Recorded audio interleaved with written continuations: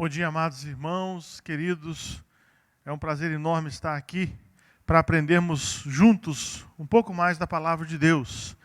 Vá pegando a sua revista, vá pegando a sua Bíblia e vamos juntos direto para o texto bíblico de 1 Pedro, capítulo 2, do verso de 1 ao verso 10, onde juntos vamos ler esse trecho importante da nossa lição e também muito importante da palavra de Deus. 1 Pedro 2, do versículo 1 ao versículo de número 10.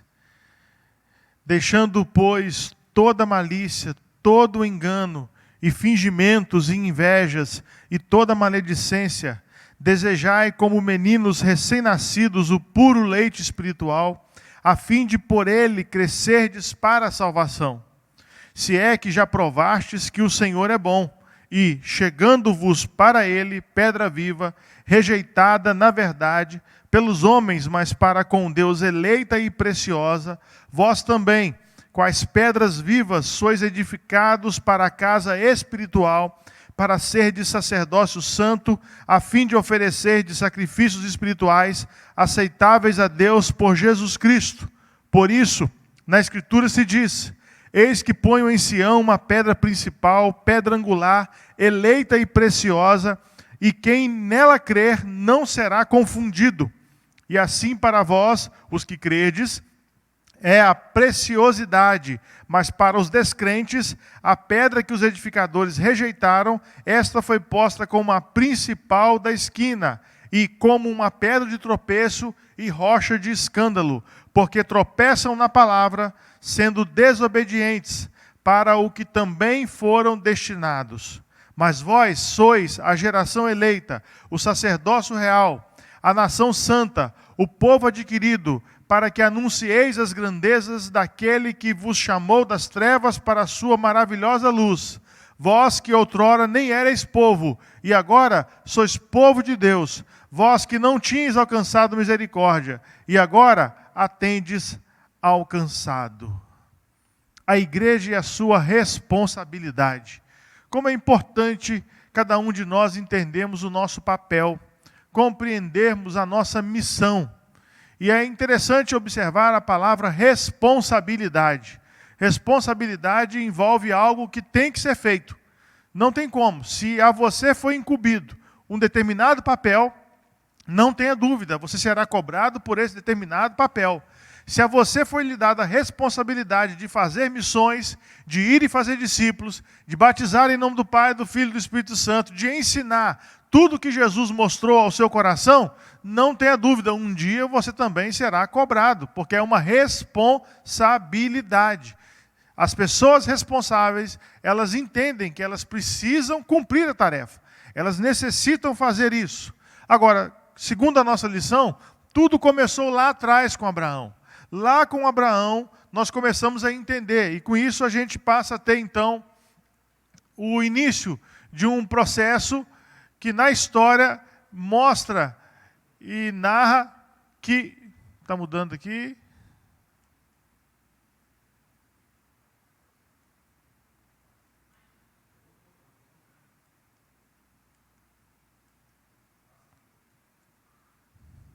Não está indo aqui. Agora foi. Agora foi. Ok. Isso acontece. Então, uma coisa importante que nós precisamos observar na história é que Abraão já vem trazendo essa responsabilidade sobre o povo de Deus há muito tempo atrás. Isso não é conversa do Novo Testamento. Isso não é uma história somente para quem está vivendo uma nova aliança. A aliança de Deus para com a humanidade sempre foi a mesma. Ela não é antiga e nem nova, ela sempre foi uma só. Deus tem um pacto com a humanidade. Esse pacto se firmou lá em Abraão. E Abraão vem sendo desenvolvido no decorrer da história, que nós vamos ver aqui nos textos bíblicos que vamos ler. E aí, a pergunta que fica é: a quem o texto sagrado se refere quando fala sobre a descendência de Abraão? Então, a gente perceberá que no texto sagrado de Gênesis 12, o que se mostra a nós é que desde Abraão, todas as famílias da terra seriam benditas. Então percebam bem a linha. Olha a linha histórica. Desde Abraão, o Senhor mostra a cada um de nós que todos os que creem fazem parte da descendência de Abraão. E isso é parte de um processo que nós vamos entender hoje, porque eu quero que você guarde bem uma frase. Quem somos reflete o que fazemos. Para Deus, o mais importante não é o que fazemos, é o que somos. Então, entender o seu papel e compreender o que Deus fez em você é muito importante. A partir de Abraão, Deus começa a trabalhar nas pessoas para que elas sejam. A partir do momento que elas entendem quem elas são, elas entendem a sua posição, há uma ressignificação de vida. A partir dessa ressignificação de vida, elas começam a fazer coisas que agradam o coração de Deus. E a obra missionária é fruto do que nós somos. Não é fruto simplesmente de, eu entendi que eu tenho que fazer isso. Não, você não tem que entender. Você tem que ser. É isso que é importante você captar. E espero que nessa lição você saia entendendo esse processo. Então, o primeiro ponto apresentado é a formação missionária da igreja. Quando começou isso?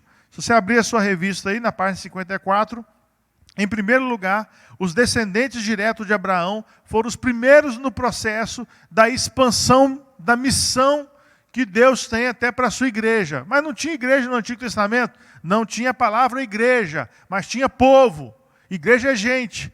Então você já começa a perceber que Deus já estava movimentando um povo em direção a uma missão. Então os descendentes diretos de Abraão já fazem parte desse primeiro processo. Em segundo lugar, o primeiro versículo do Novo Testamento, Mateus 1, versículo 1, mostra que chegou Jesus Cristo aqui e ele era filho de Abraão e filho de Davi. Então você tem ali o símbolo da promessa e você tem o símbolo do reinado. Jesus veio para reinar, Jesus veio para governar, para assumir o controle de todas as coisas e também veio para cumprir a promessa que começou lá em Abraão. E em terceiro lugar, nós temos aí um texto bíblico muito interessante, que é Gálatas 3, versículo 27 a 29, que nos diz assim: porque todos quanto fostes batizados em Cristo, vos revestistes de Cristo. Não há judeu, nem grego, não há nem escravo, nem livre, não há homem, nem mulher, porque todos vós sois um em Cristo Jesus. E se sois de Cristo, então sois descendências de Abraão e herdeiros conforme a promessa. Então, os que creem são descendentes de Abraão. Não tem a questão de ser judeu ou não, não tem essa questão de gênero sexual, não tem a questão aí se você trabalha ou não trabalha, não tem questão de cor de pele, não tem nada disso. Os que creem, sois de Cristo, e os que creem são descendência de Abraão. Deus vem trabalhando isso desde o Antigo Testamento, mostrando que em Abraão todos seriam benditos. E isso é muito importante para o seu entendimento espiritual. Por que, pastor, que isso é importante?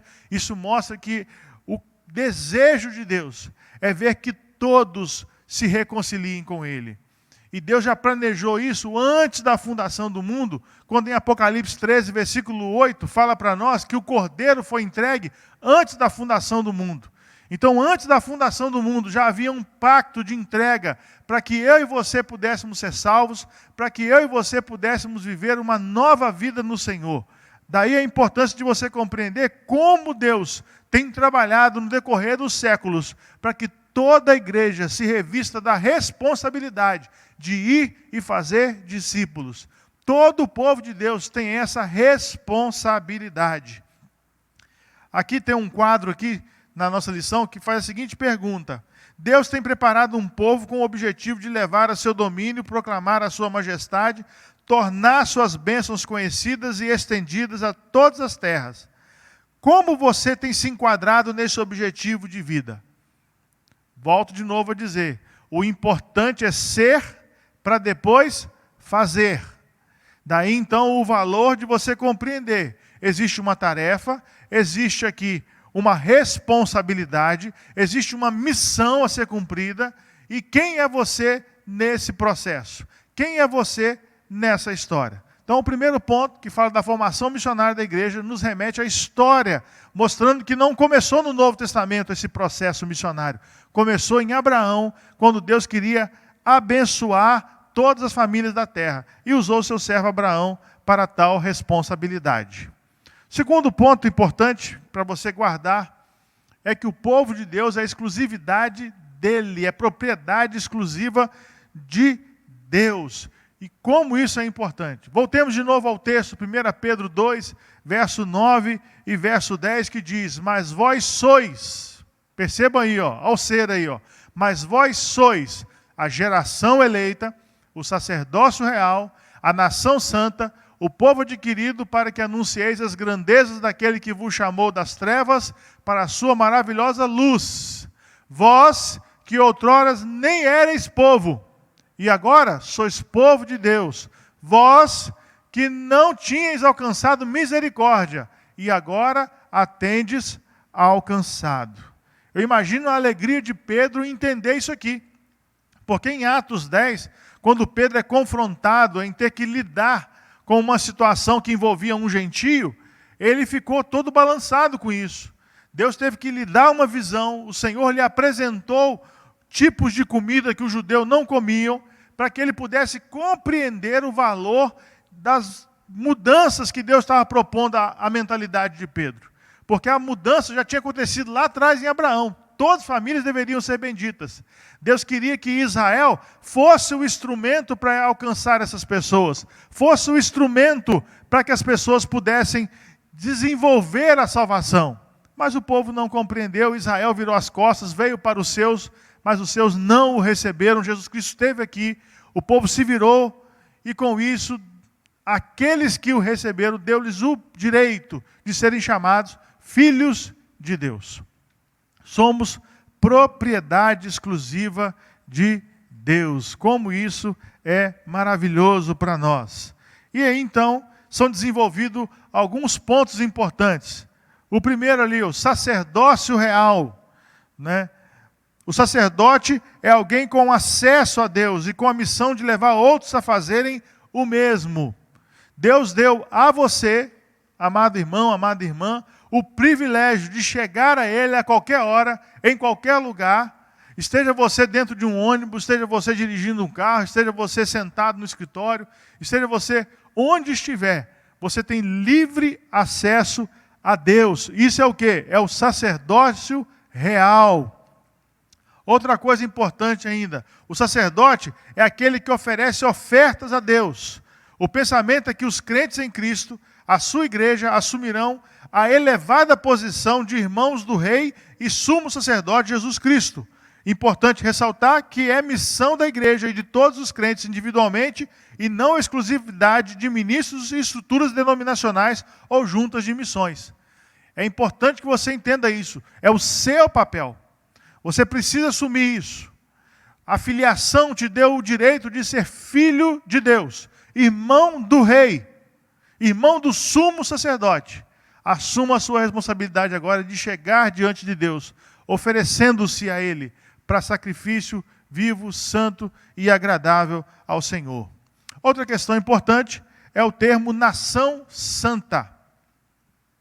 Esse título implica na necessidade de santidade. Por que santidade? Porque o nosso Deus é santo.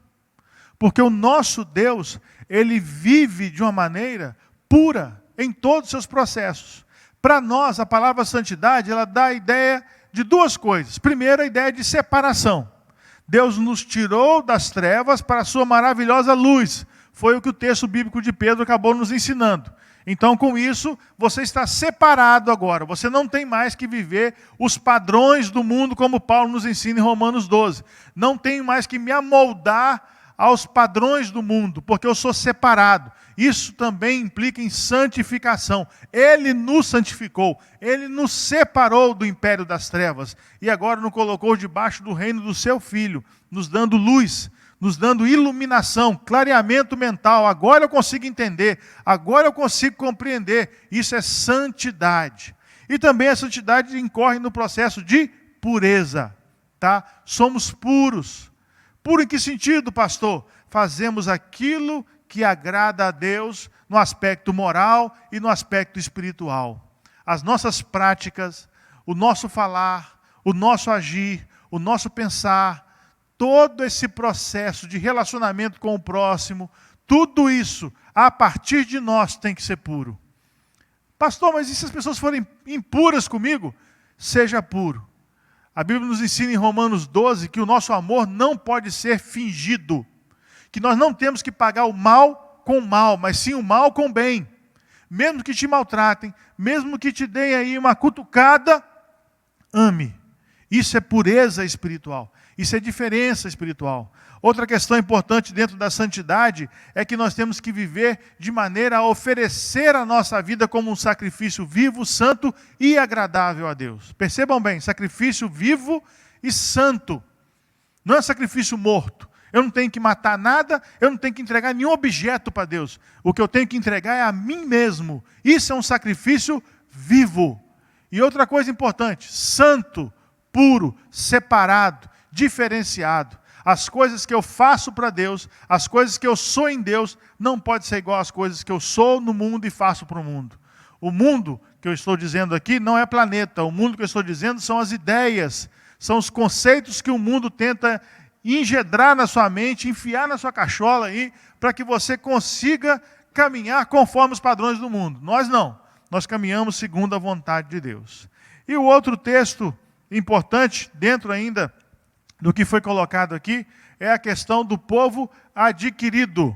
Tá? Somos um povo adquiridos pelo Senhor. Eu queria convidar você a abrir a sua Bíblia aí, na primeira carta de Paulo aos Coríntios, capítulo de número 6, versículo 19 e versículo 20. Texto maravilhoso para você memorizar. 1 Coríntios, capítulo 6, versículo 19 e 20 diz assim: ou não sabeis que o vosso corpo é santuário do Espírito Santo, que habita em vós, o qual possuís da parte de Deus, e que não sois de vós mesmos, porque fostes comprados por preço. Glorificai, pois, a Deus no vosso corpo. O que isso significa, pastor? Que você não é dono de você. Você é propriedade exclusiva do Senhor. Por isso que nós entendemos biblicamente que a pessoa que é salva, ela está segura eternamente, porque ela não pertence mais a ela.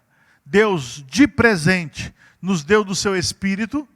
A partir da presença do Espírito em nós, temos a convicção clara que possuímos algo da parte de Deus em nós.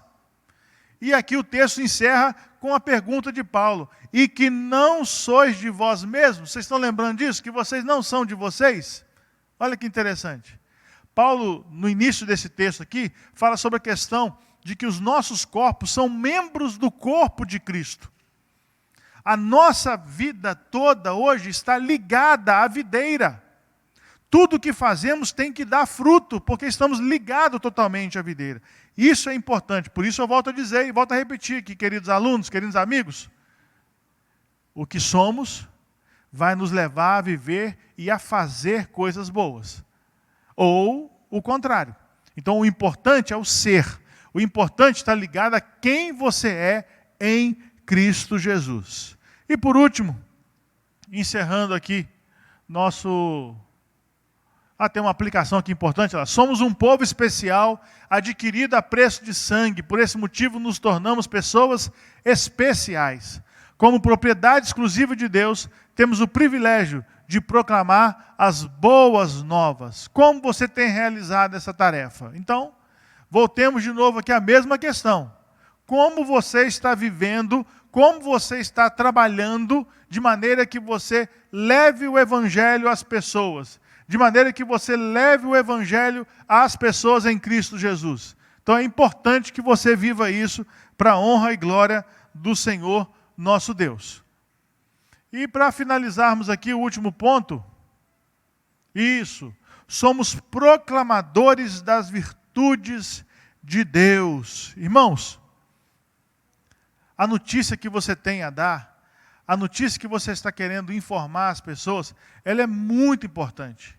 Ela é importante ao ponto de você ter nas mãos a cura eterna das almas das pessoas. você tem acesso a informações como um sacerdote real, você tem acesso como propriedade exclusiva de Deus e morada do Espírito Santo de Deus, a informações que vão mudar a vida de muitas pessoas. E o tempo que nós estamos vivendo agora, está acontecendo um processo inigualável na história da humanidade. As pessoas estão se voltando para Deus com mais sede, porque há muitos pontos de interrogações e as pessoas não têm resposta. E a resposta sempre foi e sempre será Jesus Cristo. Ele é o caminho, Ele é a verdade, Ele é a vida. Nele encontraremos a verdadeira libertação. Nele encontraremos o refúgio necessário. Ele é a luz que vai clarear a nossa história. Essa resposta você já tem. Você experimentou disso na sua vida. Ele te chamou para proclamar essa virtude. Virtude, irmãos, é o antônimo, é o contrário de vício.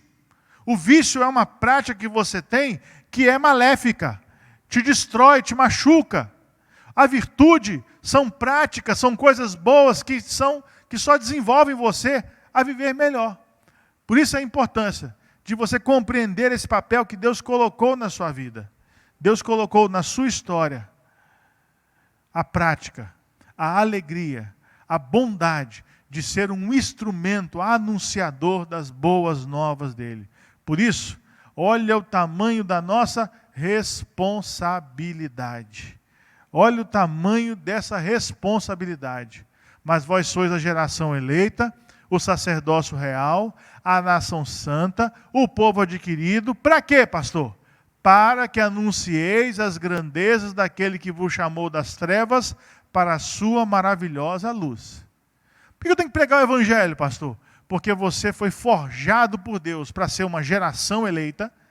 Deus escolheu você para ser uma nação santa, para ser um sacerdócio real e para ser um povo adquirido. Ele te fez isso tudo, essa é a obra dele, para você fazer a sua parte. Qual é a sua parte? Anunciar as grandezas do Senhor.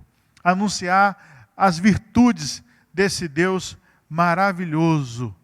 Glória a Deus por isso. Vós sois a luz do mundo, assim brilhe também a vossa luz diante dos homens. Mateus 5, 14 e 16. Assim brilhe também a vossa luz diante dos homens. Que a sua luz brilhe, irmão. Que a sua luz brilhe, irmã, diante das pessoas que estão com você. Concluindo, então, desde Abraão, o desejo de Deus é ter um povo que reflita sua glória a todas as nações. Esse é o desejo de Deus. Que você, irmão, aonde você estiver, com quem você estiver, você reflita a glória de Deus. Você reflita a majestade de Deus sobre a sua vida. Que você entenda isso. Pastor, mas eu não tenho condição. Presta bem atenção no que eu vou dizer para você. A maior capacitação para anunciar o Evangelho, Deus já te deu. A Bíblia nos ensina que quando nós não sabemos falar, o Espírito usa os nossos lábios para falar. O que falta às vezes em você, amado irmão, é ousadia. É a coragem de chegar perto de alguém e dizer, Jesus ama você. O que falta no seu coração é coragem. E Deus deu aos seus filhos um espírito de ousadia. Então é muito importante que você assuma esse compromisso pessoal aí. E comece a orar, Senhor, me dá ousadia. Me dá intrepidez, Senhor. Coloque palavras na minha boca. Me dê respostas a perguntas complexas. Me ajude a entender os teus processos, Senhor. Guardou aí no seu coração? Ele deu uma parte dele a você chamada Espírito Santo. Ele colocou em você o Espírito Santo. E ninguém conhece mais a Deus do que o próprio Espírito. Que a tudo perscruta, quer dizer, sonda, conhece da parte de Deus. E você tem o Espírito em ti. Por isso, amado irmão, guarda isso no seu coração, reflita nisso. Nós, a igreja, somos este povo hoje. Por isso Deus nos fez povo seu e nos derramou da sua graça salvadora para sermos instrumento de salvação a todos os povos. Aproveite agora esse momento aí de isolamento, esse momento quietinho dentro de casa com a sua internet e dispara versículo bíblico porque é a palavra viva de Deus chegando a muitos olhares, vão olhar nas redes sociais, vão olhar no seu WhatsApp, vão olhar no seu Instagram e verão a palavra de Deus sendo anunciada. Comece a fazer isso. Se pode conversar com alguém por vídeo, chama essa pessoa para conversar, vai despertando o evangelho nesse coração e nessa vida. Haverá transformações, eu creio nisso, mas assuma a responsabilidade, mediante a postura que Deus já te deu. Você é filho, olha que coisa abençoada, você é geração eleita, você é sacerdócio real, você é nação santa, povo de exclusividade de Deus. Ele já fez a parte dele, faça agora a sua. Assuma a responsabilidade de anunciar o evangelho a todas as pessoas. Eu vou encerrando por aqui nosso bate-papo e domingo que vem, caso tenha mudado alguma regra aí que venha do nosso governo estadual, municipal, federal, nós estaremos talvez presencialmente, mas se permanecermos, continuaremos ensinando as lições do Senhor e muito mais. Deus abençoe a sua vida. Vou passar a palavra agora para o irmão Elcio Vitor, que dará continuidade ao estudo da lição para você nessa manhã.